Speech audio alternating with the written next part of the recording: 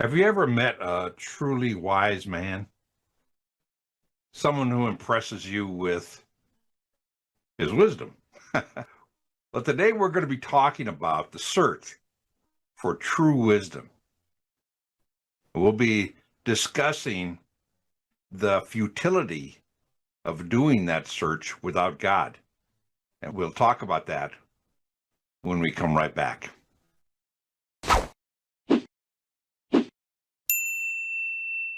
Hi, and welcome to Bible Study with Friends, where our goal is to help you get more impact from your Bible study. I'm here with my friend Stan Ford, and Stan and I are going to be continuing our study in Ecclesiastes.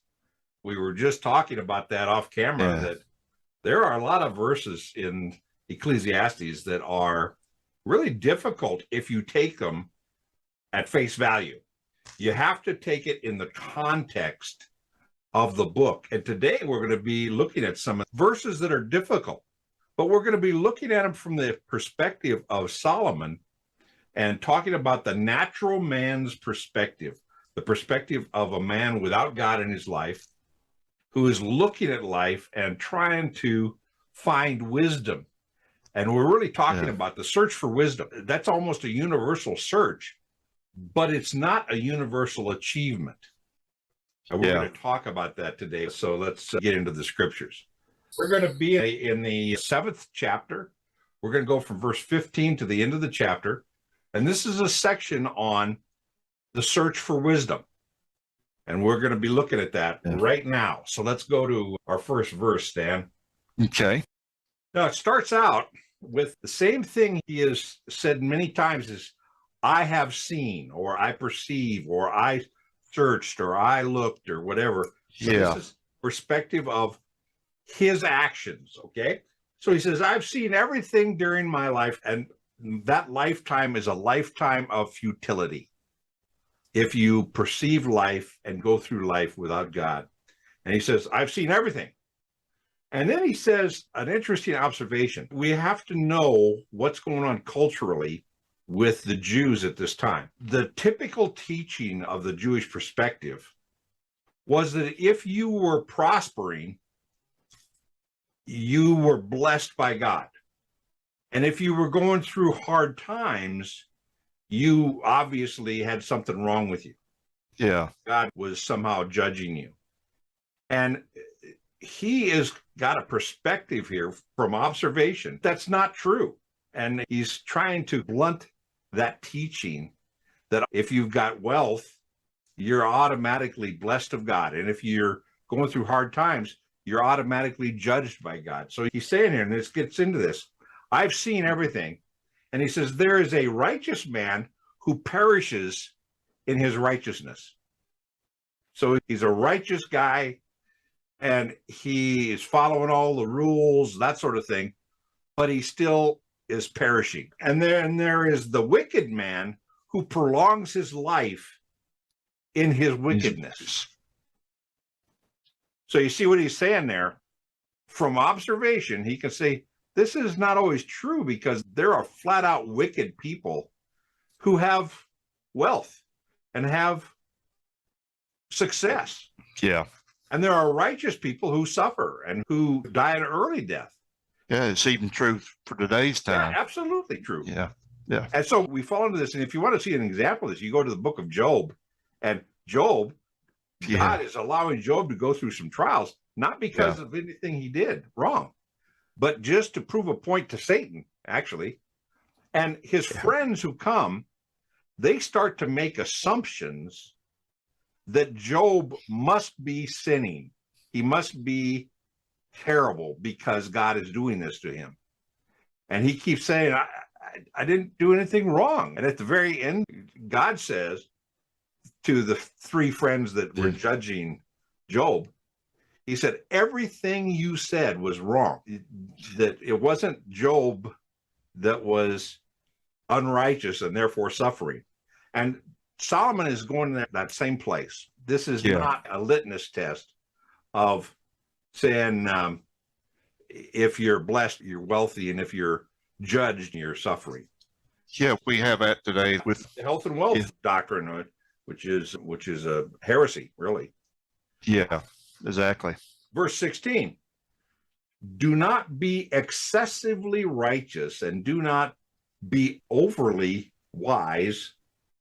Why should you ruin yourself? Okay, now that Hebrew word ruin means appalled at what I saw.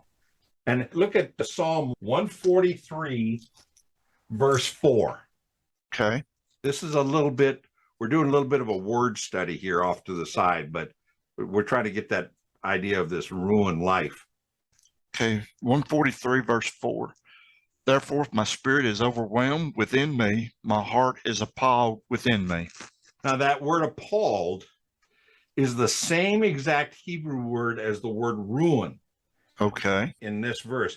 So it basically means that to be excessively righteous and overly wise, you will be appalled at yourself. You look at yourself and just go, oh man. Now, he's not talking about righteousness and wisdom that are godly righteousness and wisdom. He's talking about those who feel superior, like a Pharisee, okay? Yeah. Who thinks he's really righteous and he acts overtly righteous, like he is fantastic. And the guy who's overly wise is he thinks he knows it all. When I was studying this, Lynn, I got the feeling it was like a self-motivated type thing. But it's based on your perception of your righteousness and your wisdom. I am really righteous. And it's like remember when the tax gatherer and the Pharisee went into the temple? Yeah. Jesus was talking about how the tax gatherer said, woe to me, a sinner. And the Pharisee was saying, hey, I'm really righteous. Look at all the great things I do. And that's the same idea of a guy who thinks he's fantastically righteous. And don't be overly righteous. And you think you're really wise, your life is appalling. Yeah. It's like what our righteousness is as filthy rags. Yeah. That's the perception we should have. Yeah. But then he says, don't be excessively wicked and do not be a fool. Why should you die before your time? And this is saying it isn't always the case that if you're suffering, God is judging. But if you are excessively wicked, ultimately God will judge. Yeah.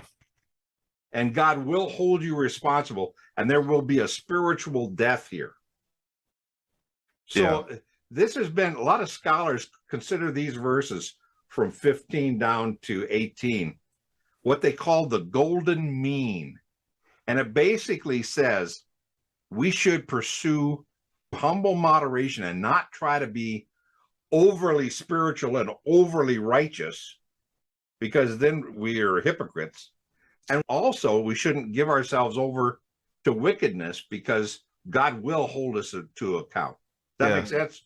Yes. I've read somewhere this last week, it's having a balance. Yeah. So it's the idea of we are to avoid wickedness as much as possible and to live as righteously as possible without thinking that we have achieved it. Yeah. You know, that we're fantastically righteous and wise, or we've decided to go wicked all the way. So it says it's good that you grasp one thing and do not let go of the other. In other words, that's this balance. You got to understand righteousness and grasp it. And you also have to understand wickedness and grasp it, not in the way of embracing it into your life, but grasping the concept and not be overly righteous in your own eyes. And you need to have the concept of wickedness and not be living an excessively wicked life. Yeah. Now, he goes on and makes one other point. At the end of that, verse 18, he says, the one who fears God. Now, this is reverence for God. So he's been talking about the perception of the natural man without God. And then he says, the one who does fear God comes forth with both of them. So a reverence for God, I'm going to come not overly righteous, I'm not going to be proud of my righteousness because I fear the Lord and I know I need to be humble before him. And I also need to understand that there is wickedness in my own life. And if I'm fearing the Lord, I've got to walk as one who sins. Wisdom strengthens a wise man more than 10 rulers who are in a city. Now, he's basically saying wisdom will give you more strength than the government can give you. Wisdom will give you more protection than the government will give you. The 10 rulers in a city was a Greek form of government that were governed by groups of people, a council. And he's basically saying wisdom will give you better protection and more than the government can. Yeah. Now, there's a great cross reference here. Look down at Proverbs chapter 21, verse 22. A wise man scales the city of the mighty and brings down the stronghold in which they trust. So that's this idea of a wise person has more strength than the city and the fortifications of the city and the government. So this idea of wisdom, if you can find wisdom, it will strengthen you more than the government can. And then in verse 20, it says this, indeed, there is not a righteous man on earth who continually does good and who never sins. Now that's reflected, if you go to 1 John chapter 1, verse 8, it says, if anyone says he doesn't sin, he's a liar. Yeah. Everybody sins. Yeah. And verse 10 says the same thing. 1 John chapter 1, verse 10 says the thing, we are sinners. Yeah. And he makes that observation here that the guys who are trying to be excessively righteous are sinning because they're proud, and pride is a sin. The guys who are excessively wicked are sinning because wickedness is a perversion of what God wants. Yeah. So it says that everybody's a sinner. And then starting in 21, we're talking now about the strength of wisdom. And he goes, do not take seriously all words which are spoken, so that you will not hear your servant cursing you. For you also have realized that you likewise have many times cursed others. He says, listen, people are going to curse you. Sometimes your own employees, your own servants are going to curse you. And don't be overreacting to that. How dare they curse? Because you've done it yourself. Yeah. Yeah. Charles Spurgeon wrote a book, Lectures to His Students. Yeah. And he wrote one chapter just dealing with those two verses right there. Yeah. Yeah. Romans talks about that. If you judge other people using the law and say how unrighteous they are, and yet do the stuff that breaks the law, you're a hypocrite. And that's the idea that you can't say that's bad what they do and do the same thing yourself. When I was reading this verse, I was thinking about when I was working in management, and this, you make decisions and the employees didn't like it at all. Yet other people make decisions that you don't like. Yeah, exactly. Yeah. Yeah. 23, this is again, this section on wisdom. And he says, I tested all this with wisdom, and I said, I will be wise, but it is far from me. He's basically saying, I just decided I was going to be wise. If you look, there's no God in that. No. And I wanted to look at life, this futility of life that he mentioned earlier, and I wanted to understand it. I wanted to be wise. So I said to myself, I will be wise. And it's like saying, I've decided to be really smart, and maybe I'm not smart. Yeah.